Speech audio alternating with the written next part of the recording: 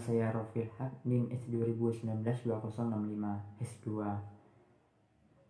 Saya dari kelompok 11, dan juga yang pertama saya ingin mengucapkan terima kasih kepada selaku dosen pembimbing mata kuliah Hukum Tata Negara, dan juga kepada teman-teman yang senantiasa mendengarkan presentasi dari saya. Yang menjadi permasalahan dari topik yaitu hak asasi manusia dalam konstitusi Undang-Undang Dasar 1945 perubahan. Di sini saya akan menjelaskan poin yang pertama dan juga poin yang kedua. Poin yang pertama ialah fungsi dan tujuan diadakan perubahan Undang-Undang 1945 tentang HAM. Di sini saya akan menjelaskan dulu apa itu hak asasi manusia. Nah, hak asasi manusia adalah sebuah konsep hukum yang menyatakan bahwa manusia memiliki hak yang melekat pada dirinya karena ia adalah juga manusia. Nah, hak asasi manusia berlaku kapanpun, dimanapun, dan terhadap siapapun. Nah, yang menjadi pembahasan ialah apa saja fungsi yang diadakan perubahannya tersebut. Nah, fungsinya ialah fungsi dalam perubahan ini merupakan hal yang sangat penting. Karena apa? Di antaranya ialah mengedepankan atau mencegah hak asasi manusia agar HAM itu sendiri dapat diterapkan betul di negara Indonesia tanpa ada yang melanggar.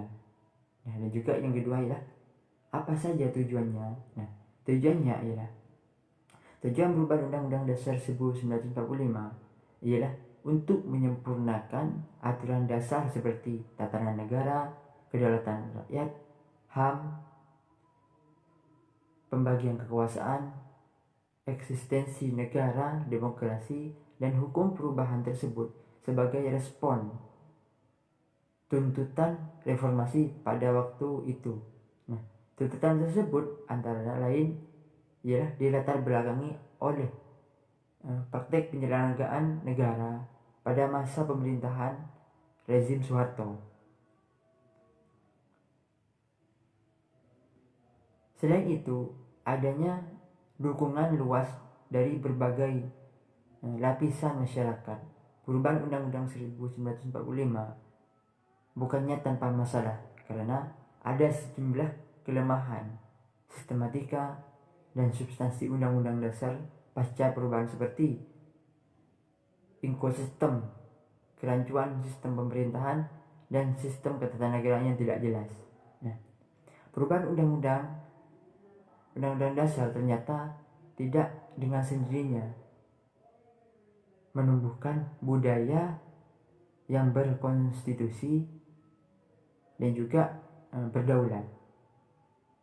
Nah, yang poin kedua ialah pasca perubahan undang-undang tersebut, hal apa saja yang dikelompokkan dalam hal derogable naik.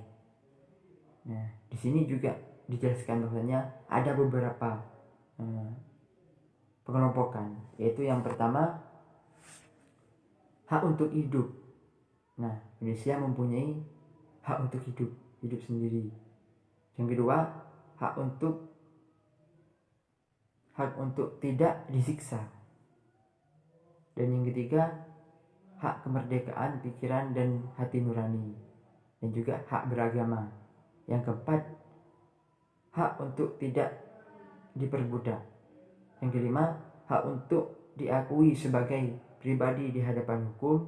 Dan yang keenam, hak untuk tidak dituntut atas dasar hukum yang berlaku surut. Mungkin itu saja penjelasan dari saya. Nanti poin ketiga diteruskan oleh dari Eka. Mungkin itu saja. Terima kasih. Assalamualaikum warahmatullahi wabarakatuh. Assalamualaikum warahmatullahi wabarakatuh. Perkenalkan, nama saya Eka Rizkia, NIM S2019-3010. Di sini saya akan menjelaskan mengenai poin ketiga, yakni bagaimana pengaturan hak-hak asasi manusia dalam Konstitusi Undang-Undang 1945 perubahan. Dalam perubahan kedua yang disahkan pada tanggal 18 Agustus tahun 2000, lebih banyak memasukkan dan tentunya lebih melengkapi lagi mengenai tentang pasal-pasal hak asasi manusia yang terdapat di dalam bab 11A, namun juga di luar bab 11A yang kini terdapat 8 substansi mengenai hak-hak asasi manusia. Undang-Undang 1945 pasca amandemen telah banyak melakukan perubahan, tentunya lebih banyak lagi memasukkan dan lebih melengkapi lagi mengenai tentang pasal-pasal hak asasi manusia, yakni menyangkut hak-hak sipil, hak-hak politik maupun hak-hak ekonomi dan sosial budaya.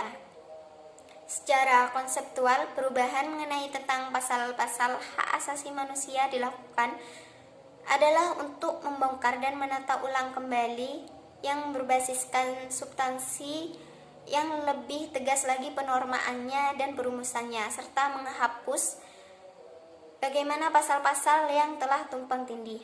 Di sini kami melakukan dan menganalisis dengan melakukan pendekatan secara konseptual dan secara historis. Analisis yang kami gunakan dalam analisis pendekatan mengenai hak asasi manusia dalam Konstitusi Undang-Undang 1945, yakni menggunakan analisis pendekatan secara konseptual dan secara historis, dengan mengingat bagaimana masih banyak pasal-pasal yang sebelumnya masih banyak kekurangan secara konseptual dan masih harus diperbaiki kembali maupun isi atau substansinya. Mungkin itu saja materi yang kami dapat sampaikan. Kekurangannya kami mohon maaf yang sebesar-besarnya. Sekian, wassalamualaikum warahmatullahi wabarakatuh.